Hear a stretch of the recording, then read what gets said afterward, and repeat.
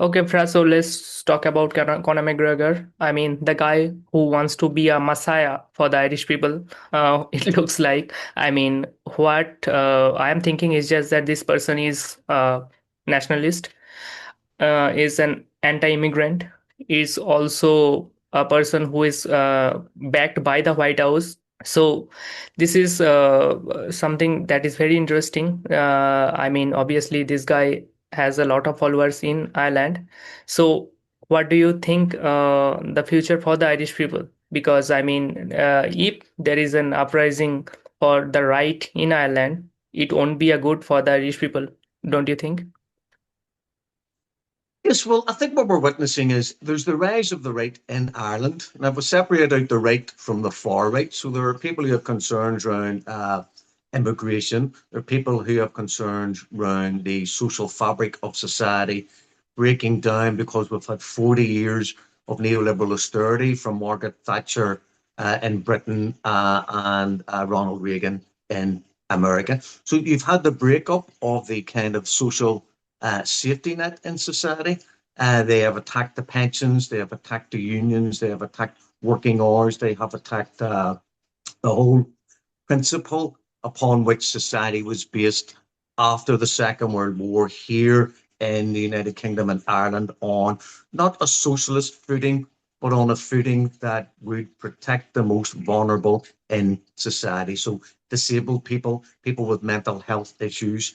There have been many, many, many mistakes. But it's led to the fracture with the privatization of society, where profit goes to the corporation and people become like working robots for corporations and companies. The societal values have broken down as we are being encouraged to become consumers and materialists, and community and that cohesion of community is breaking down. So when there is pressure on the assets of the state in the public services and health and housing and education, welfare and employment, instead of holding the government to account, instead of holding the corporations, the billionaires and globalization to account, people are encouraged to blame their neighbour.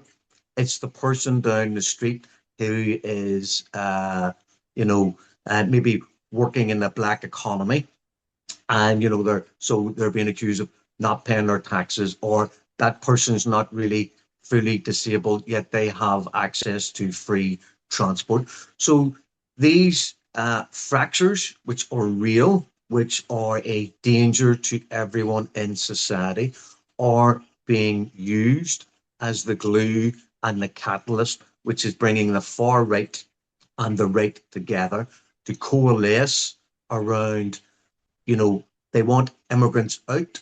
They want Ireland for the Irish. They want total nationalism. We have something like over 100,000 Ukrainian refugees in Ireland. There doesn't seem to be an issue with them because they're white. They might speak Ukrainian or Russian. They might also be a drain on public resources, but they're not an issue because they're the right colour. So white is right when it comes to immigration for fascists and people on the right across Europe, whereas people of dark skin, people of the Islamic faith, are seen as a threat. So people like Conor McGregor, I don't only go for what's in the public domain. I don't know what's in his heart or what's in his mind. But when he was in America, there appeared to be some connection with both Elon Musk. There's a Freudian slip, Elon Trump and Donald Musk, because they're practically symbiotic. Uh, I think there was a notion that Conor McGregor might run for the president of Ireland. So if you see, I think it was Steve Bannon who was in the previous Trump administration. Look at his connections to the right and the far right across Europe. Then Elon Musk was accused of giving a fascist salute in America at some kind of public rally. So I would not be surprised if money from America, and I would say money via Zionism, enters into some campaign to promote and propel Conor McGregor as a presidential candidate in Ireland for the right. Now, recently, at the Garden of Remembrance in Dublin, about 2 weeks ago, there was a march and rally uh, by the right and by the far right. So they need something to bring them together. They need a cause. They need a policy. And that policy is anti-immigration. But in my opinion, it is really Islamophobia because their issues are with people, women with the hijab. Their issues are these so-called grooming gangs. I mean, I hear this constantly from people on the right and the far right. What are you going to do when they groom your children? What are they going to do when you rape your daughter and sodomize your son? Using these very emotional. That's what fascism does. It uses emotion. It's not intellect. It's not logic. It doesn't use a moral compass. It uses heightened emotions. And the internet and Facebook and Meta is flooded with these false memes. Oh, my friend told me that she has a neighbor and he stabbed someone down the street, and you won't see it in television and you won't read it in the newspapers. The state are hiding these Islamist immigrants who are creating havoc throughout society. The reason why it's not on TV and the reason why it's not in the newspapers is because it's not happening. There's proof when it comes to paedophilia that it's something, like less, I think these are UK figures, less than 9% of people involved in paedophilia come from like a Pakistani, Indian immigrant, but also people born in the country who aren't immigrants who have every right to citizenship. And something like 87% is caused by white paedophiles in, I assume, Great Britain and also Ireland.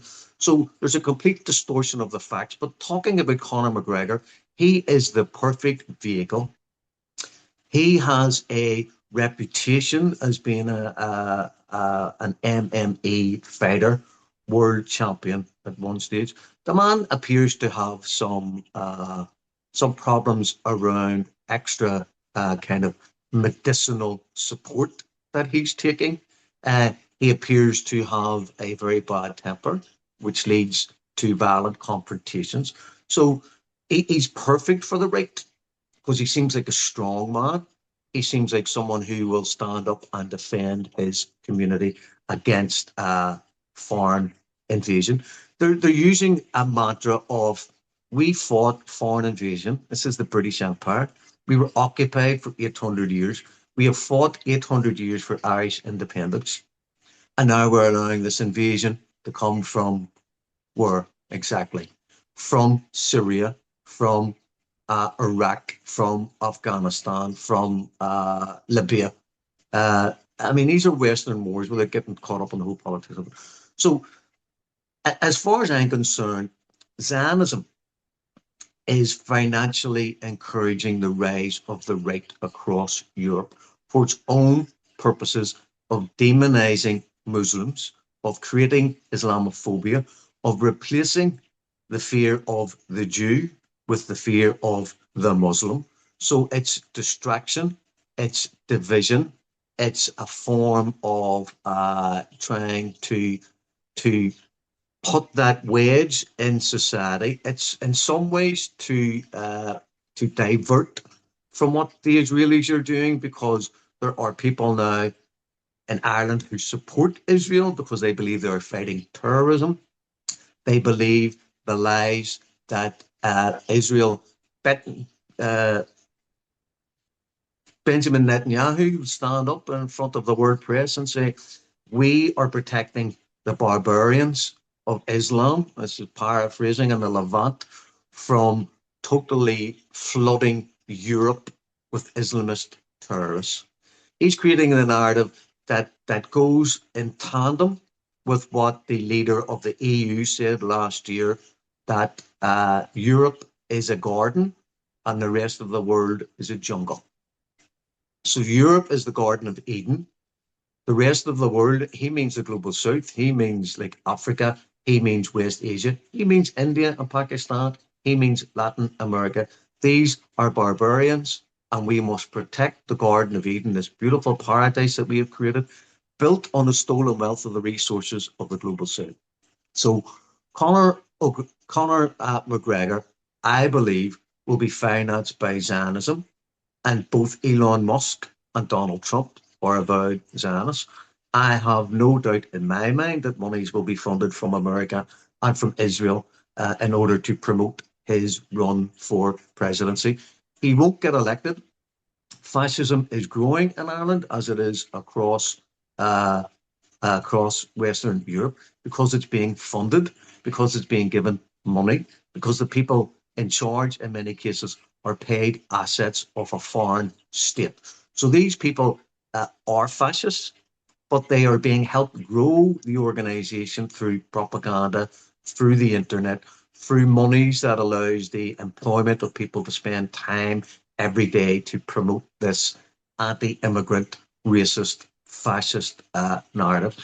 I don't believe he'll win, but I don't believe that that is the end goal. I believe the end goal is to promote the message that he will be. I believe McGregor will just be a soundbite. Someone else will write his speeches. Someone else will tell him what to say.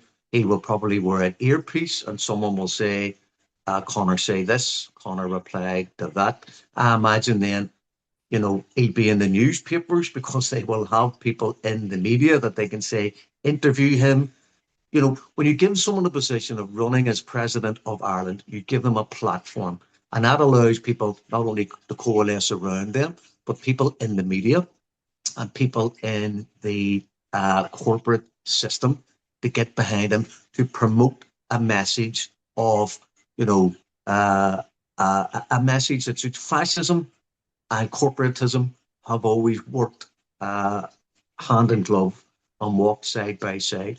So the danger for Ireland in the short term, with Conor McGregor potentially running as president of Ireland, it legitimizes the grievances of those on the right and the far right, uh, and increases their visibility.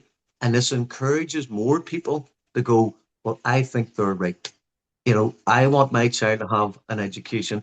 I want my daughter to be able to get access to social housing.